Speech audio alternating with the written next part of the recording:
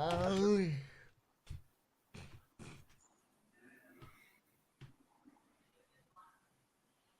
we do it again?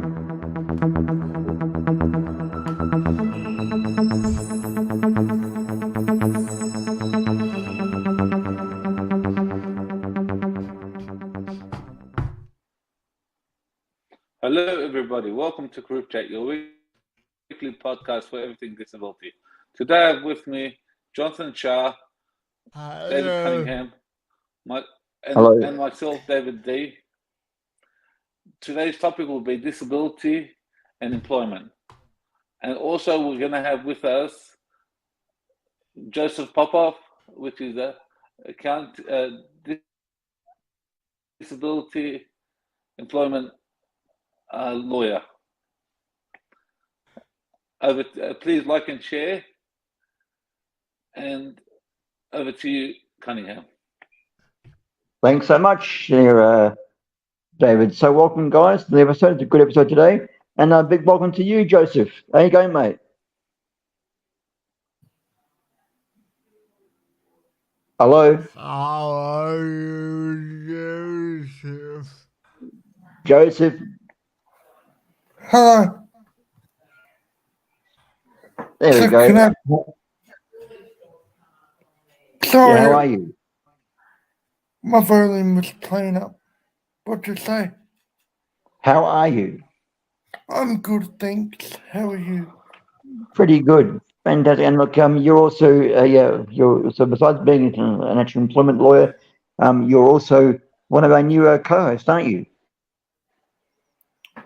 Yes, so... Excellent. So that mate, we'll get you into it. That tell us about yourself and why you're passionately wanting to be involved in employment for the people with disabilities. So growing up, I've been in mainstream education, like went straight from kindergarten to year 12 in my local high school, local primary and high school, and completed my HSC in 2014, got accepted straight into law. It was a bit of a difficult period from 2015 to 2017, 2018, trying to find meaningful work or something to do outside of university. Because most roles, especially for people with physical disabilities, most of the available roles were in like hospitality or retail, and I couldn't physically do them myself. So I've always been passionate about law, utilizing my law degree to help others. And then I got even more passionate in relation to employment, because when applying for jobs and stuff, it's like disabilities often left out of the conversation, and I feel that the current system in employing people with disabilities could be improved. And and been involved in advocating for improvement. Does that answer your question? How do you find that process of actually advocating for employment opportunities for us, though, Joseph? I mean, do you find it difficult? Do I find what difficult again? The actual advocacy process of actually pursuing employment opportunities and just the issue of that for us. Yeah. For people with disability. Yeah. Sorry, I need to put my volume louder. Could you repeat that again? I was saying, like, how do you find the actual process of actually advocating for employment, like opportunities for us, for like those with their disabilities? Yeah, I think for me, process of advocating, I think for me personally, it's more systemic. It's about raising awareness and lobbying governments. Yeah, Like when you know when there's different opportunities and talking with local MPs about issues and raising awareness and trying to push it for change. It's and sometimes it's difficult. Change doesn't happen. You get a lot of backlash, but yeah. yeah. I bet it would be exactly. Um, yeah. So when it comes to the actual process then of how we go about getting employment, like what are the type of steps that we actually take with that a person who actually has a disability would take to actually secure employment for themselves. Joseph, what's the process involved in that? So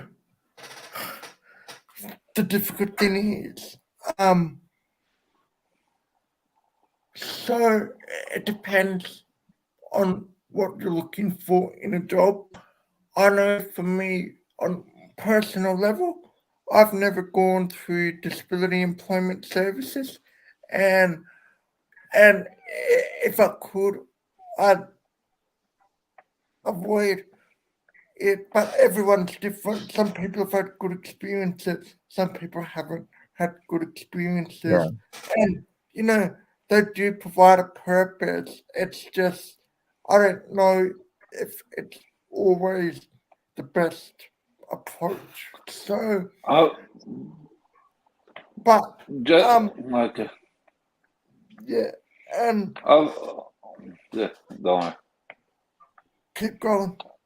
yeah, Yeah, David. I've had experiences with employment officers, disability ones, and it takes 10 years. You hardly find anyone that's going to find you a job. Yeah, I agree. They sort of they sort of get paid for as long as you're there listed.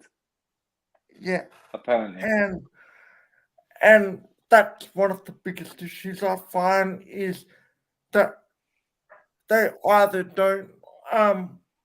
Some of them do, but I'd say the majority either don't take the effort to get to know the person and what sort of jobs they're looking for. They just sort of shove them in it easy. Let's just get whatever, and yeah, rather than being individualized and tailoring towards the person with a disability.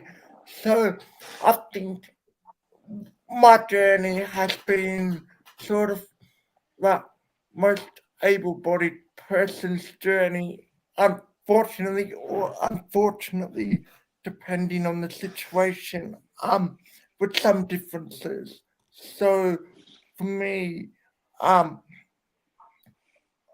I think getting started with the basics. So going with what you're interested in doing, drafting Yeah, a sample. Um, I'd say start by volunteering in the community if possible, and then absolutely. from Yeah, that, um, it's something the matter. yeah. So it does come down to that bit of pushing yourself forward, doesn't it? Joseph, you gotta make sure we have resumes and we actually go out there yeah, and do volunteer work.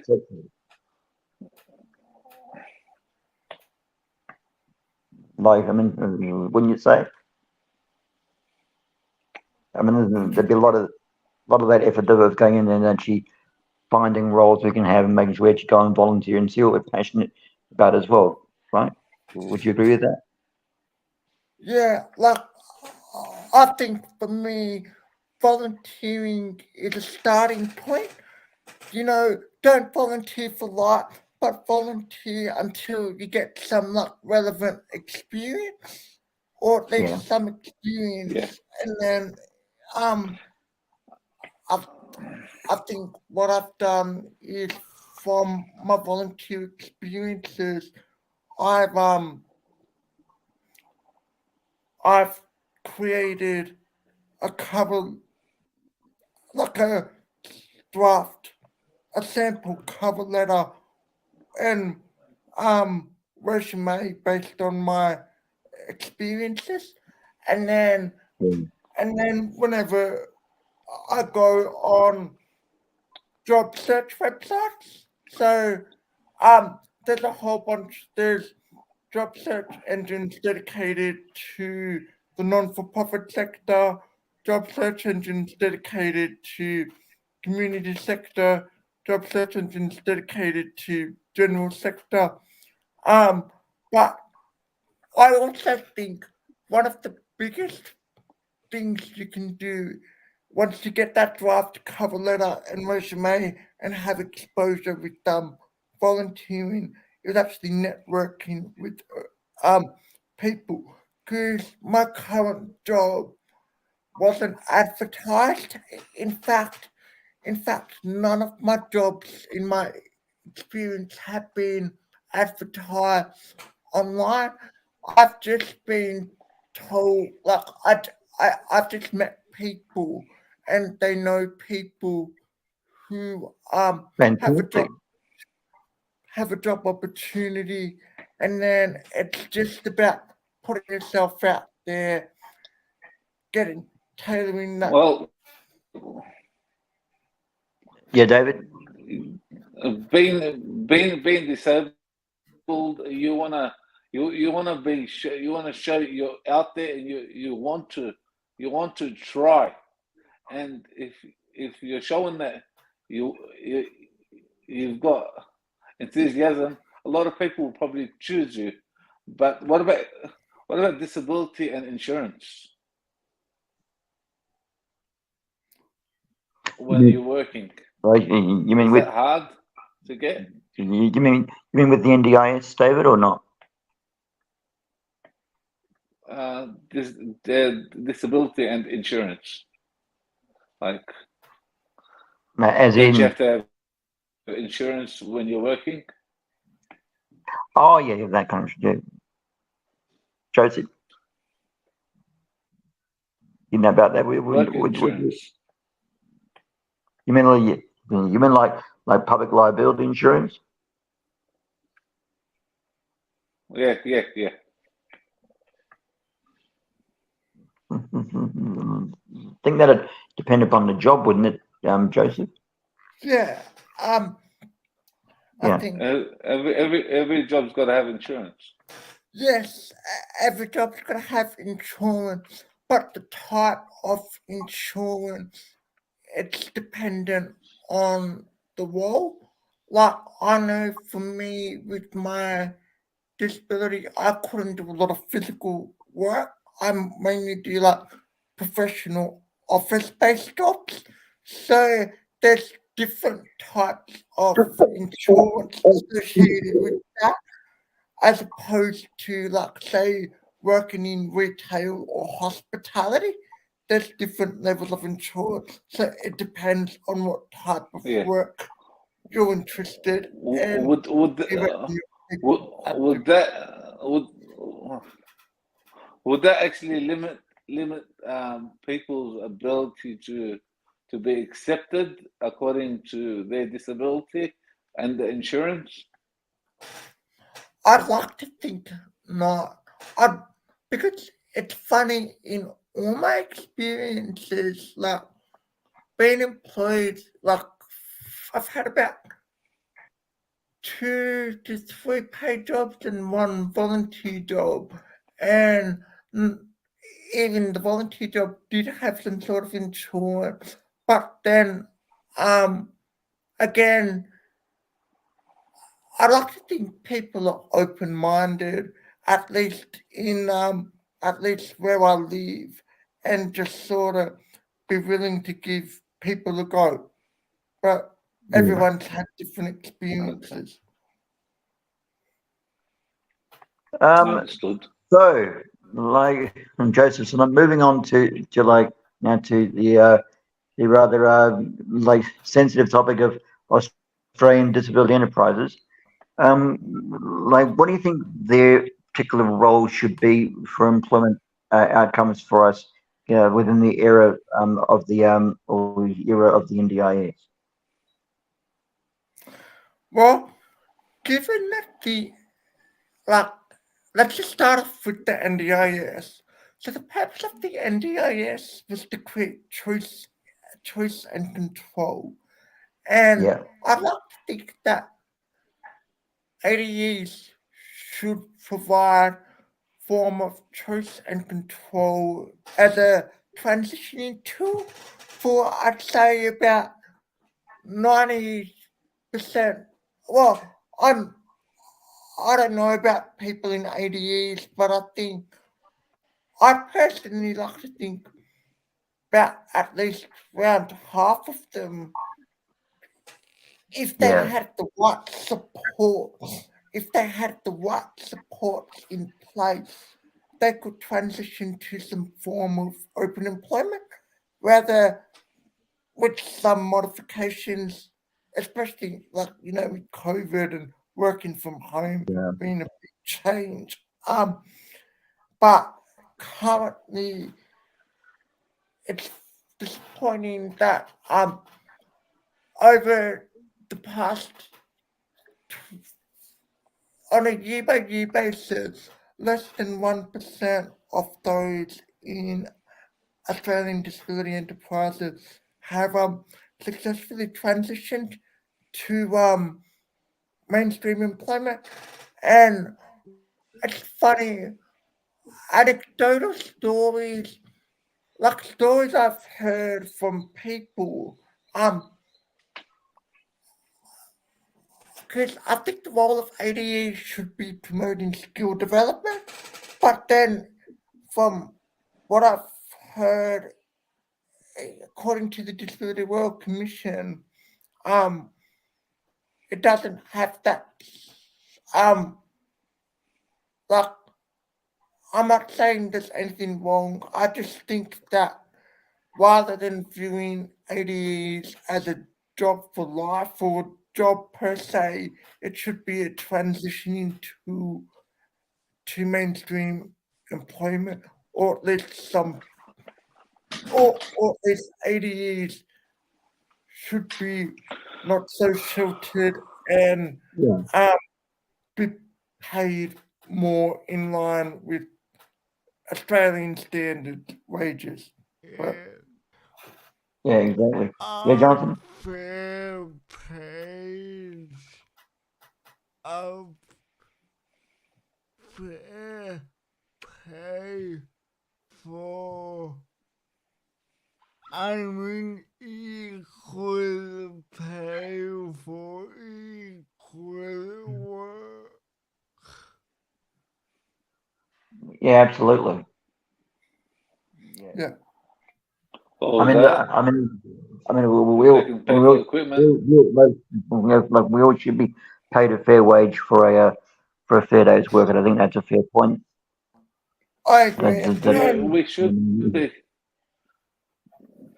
If Um, we're doing the same job with the same outcome, we should get paid the same amount. yeah, Yeah, and and I'm off.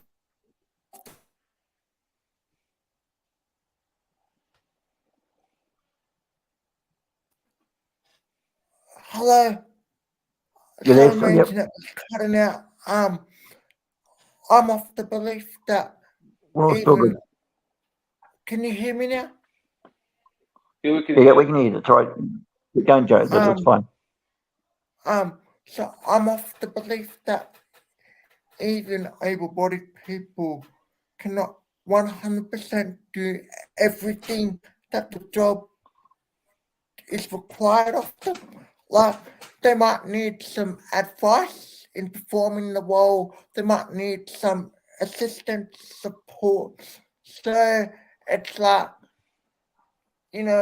with the whole supported wage scheme, paying people less because of due to capacity or incapacity as a result of their disability. I don't necessarily agree with that because I think in some ways that could be assisted with alternatives like adjustments. And then the fact that nobody can 100% do the job. But that's a good point. Not everyone can do everything. And everyone, if a person with a disability can do most of the job at the same rate as someone without a disability, we should get equal pay. Yeah. Agreed. Exactly. So just when it comes to just how best parents and families and communities can support people with disabilities with reaching their employment outcomes and chances in the workforce. I mean, how best do you think parents and families and communities can actually do that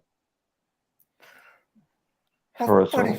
So to gain meaningful employment, I'd like to think it's as I previously touched on with the employment process journey, I'd like to think it's a mixture of networking, like getting parents, families, and friends, reaching out to other people. Say, I know someone who I think is looking for a job, reckon they'll be a good fit, and I think just reaching out and asking if there's any opportunities available.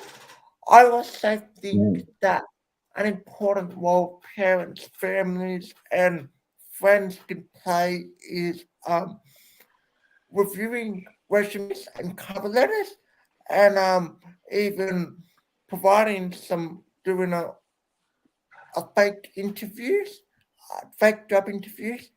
And I also think that at least I know for me, being a fellow peer, like peer mentor, and peer facilitator, I'd like to think as a person with a disability who's had success in getting getting jobs and stuff, I'd like to think that one thing is that lived experience is paramount.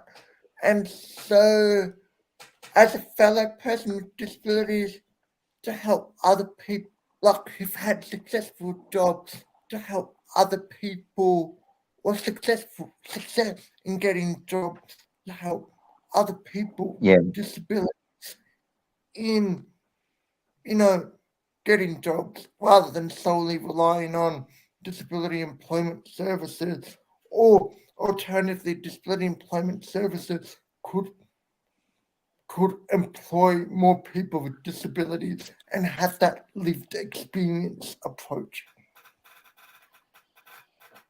I agree. I think that's all that could be done as well. We could ensure that like parents don't actually like in a way want to both like tell their child with disability like who actually has a disability that's all they can amount to is being just having a disability, because I mean many of us I think at times face the hassle of being just told you're just a disabled person and don't try and rise to anything else, Yeah, it's called education, educating the parents and educating everyone else that people with disability can work and they do have a mind of their own and they can do things other than just being disabled. So if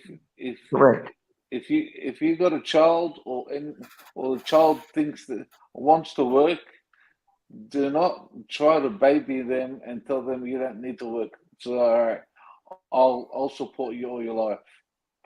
But that's just limiting their actual ability.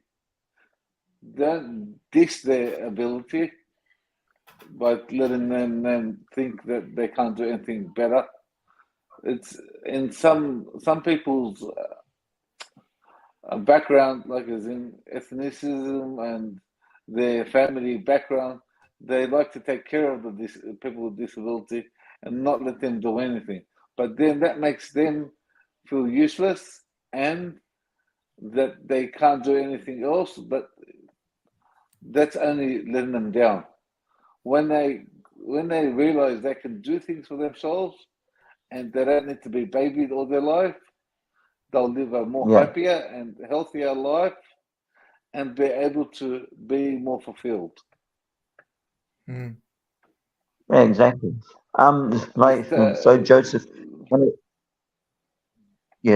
so like when it comes to the open employment marketplace for us right now, what does that look like for people with disabilities in Australia at present? I mean, there's a situation open to us to be able to have a percentage of the rates of employment in the workplace, in the workforce being like dedicated to us, or having a percentage that we can actually taking up of the marketplace of the Australian workforce. What's it what's the actual like involvement rate for us within the Australian employment marketplace right now? How many people are there actually in open employment right now? Do we know that or not?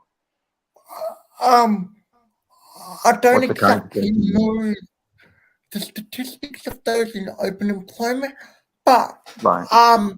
but I do note that I do note that so I do know that disability employment has not improved for 2 decades. Less than 50% of people with disabilities who are in the labour market are employed, and I know that so I know that so roughly according to the statistics 93% of people with disabilities have some capacity to work. Only 53% of them are actively looking for work at one point. But then the problem is less than 50% of those are employed. So as you can tell that 90, as I said, 90 statistics say 95% of people with disabilities do have some capacity to work. But the fact that there's like less than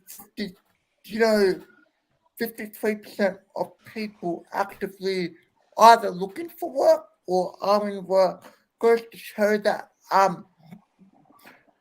there's a lot of negative experiences that have stopped people with disabilities looking for work, and I know that's been me because unfortunately when I look for jobs, I don't see anywhere on company websites or on the jobs that have an explicit interest in employing people with disabilities.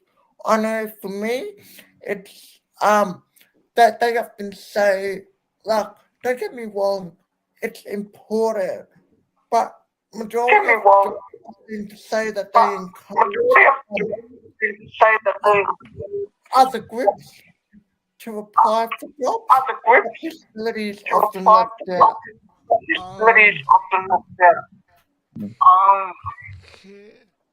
Do you agree with that? Oh yeah, absolutely. Yeah, we agree with that. Yeah, cause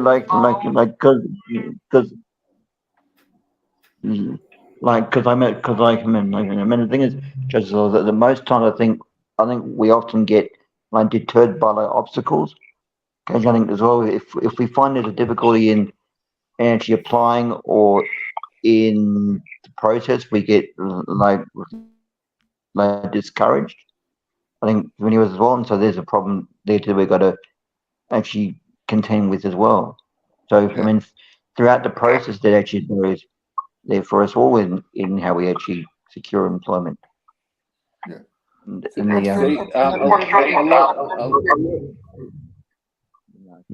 a lot of people, a lot of employees don't know the benefits of employing someone with disability. Oh, that's true too. Yeah, yeah, Jonathan.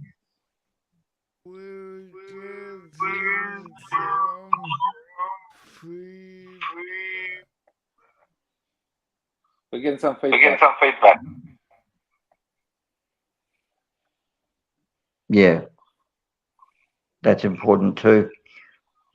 Make sure we actually have that positive. Yeah. So so Joseph, when it comes to government involvement in how we can, or policymakers involvement in how we can actually improve the situation for us, how best do you think government could contribute to that, to how we actually resolve employment opportunity outcomes for us? So I've got I've gotten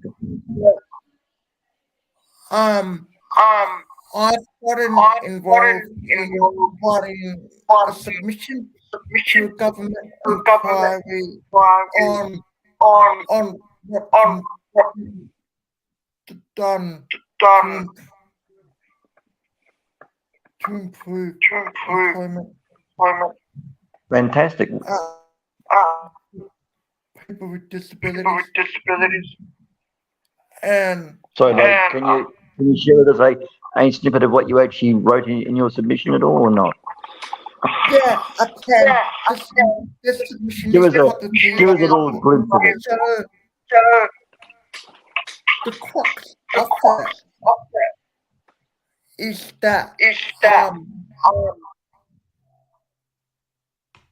people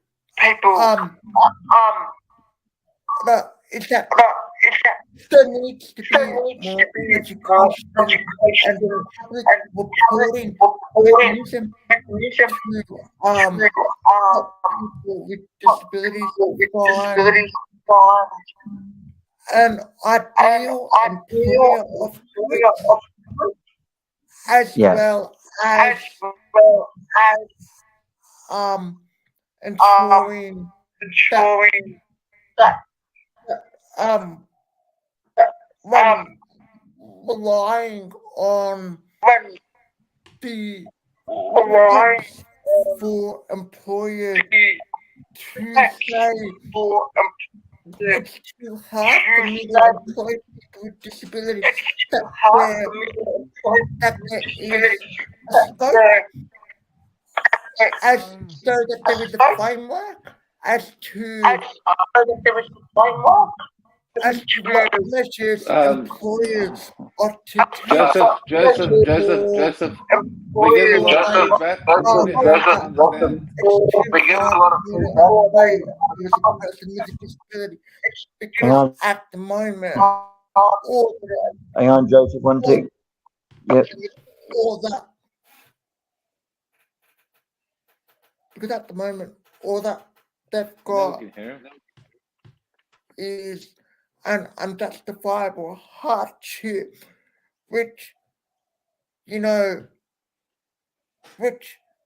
it's subject from employer to employer, but they don't have a framework as to what can be done before they rely on that unjustifiable hardship defense.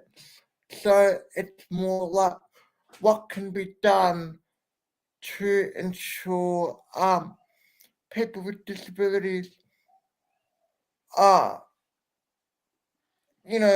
able to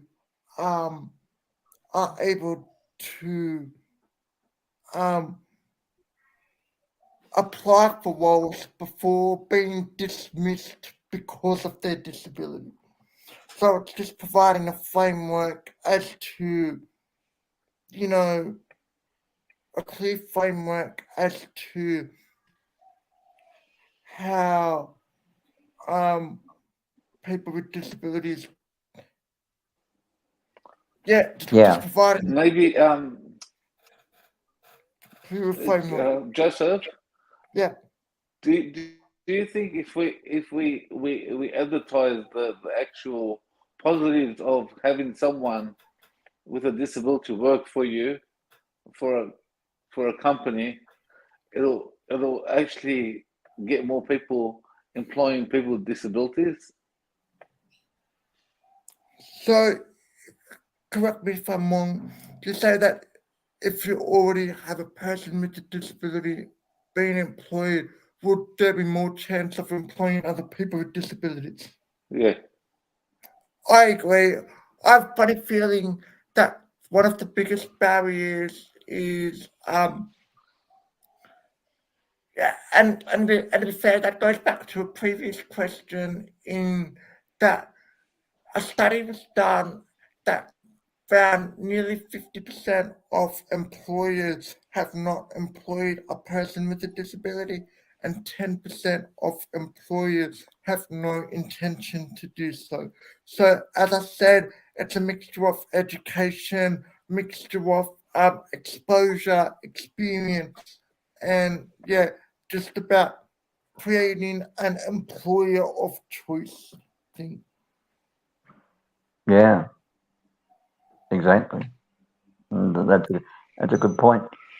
Um, so look, just finally on a final question for you, Joseph, any before we go to final thoughts for the episode.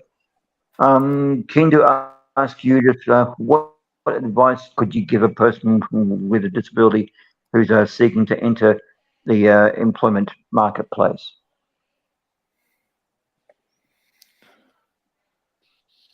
So, in Australia? Couple of things. First thing, um, don't be disheartened if you go on job sites and you see there's nothing for you. The biggest thing you can do is network in your local community. Another thing you can do is ask a person with a who's had success in work to review cover letters, selection criteria, um, you know, if you're applying for a particular job. Yeah. And I think just don't be afraid to volunteer if you've had no previous work experience. Don't be afraid to volunteer, because I find that when you volunteer, you do get relevant work experience. That you do get some skills that you can apply to paid jobs. Just don't make it a habit to volunteer for the rest of your life. That's just my opinion. Unless, Sure. yeah. Sure. Yeah. Exactly. So that concludes the interview. Joseph, I want to ask you, like, what your final thoughts of how you thought today went? Was it a good? Did you enjoy yourself? Your first appearance on CripChat? Yeah, it was good. Thanks. I had a great time. And when you come back, Yeah, I'll come back. do it It just again. depends Excellent. on my availability because I'm flat out, with That's life right. and work, and Yes, I may not be David. able to make a session, but I'll do my best to listen in on a record or just listening on other Yeah, interviews and all that. excellent, fantastic. David, your final thoughts? My final thoughts is disability it's not the hardest thing to get into employment, but once you've got your foot in there, it opens up a lot of doors. I agree. Terrific. And once you open up those doors, other parts start opening up for you because you've got experience, and people start to have more, like they have more faith in hiring you because you've done it before, and it's I happened couldn't agree before. more. Jonathan, your final thought? My final thought is, look, being included in mainstream employment has flow-on effects for disability awareness and inclusion. If we're not given the opportunity to interact with society, we won't be heard. Yeah, I agree with that. Yeah, you gotta be So, given a chance to be heard. yeah. So, guys, that wraps And up the episode for this week. Thank you guys for. what's your final thoughts, Cunningham?